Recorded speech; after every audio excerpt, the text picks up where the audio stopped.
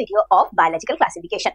আমরা এই চ্যাপ্টারটা যখন শুরু করেছিলাম শিখেছিলাম ক্লাসিফিকেশন করার জন্য কি কি ক্যারেক্টারিস্টিক রেসপন্সিবল। সাথে আমরা এটাও শিখে গেছি যে ক্যারেক্টারিস্টিক্স এর উপর ডিপেন্ড করে তুমি কত ভাগে ক্লাসিফাই করতে পারছো। আর সেখান থেকেই আমরা শুরু করেছিলাম দ্য ফার্স্ট ক্লাসিফিকেশনের আন্ডারে কিংডম মোনেরা।